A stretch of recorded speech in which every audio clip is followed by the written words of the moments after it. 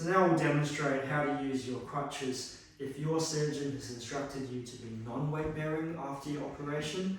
So let's pretend that your right foot has just been operated on and your left foot is your good foot. And so you bend your knee so that the operated foot is hanging behind you.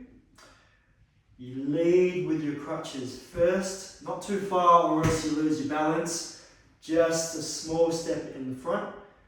Now you lean forward using your elbows and your arms to bear some of your weight, and then you gently hop with your good foot forward.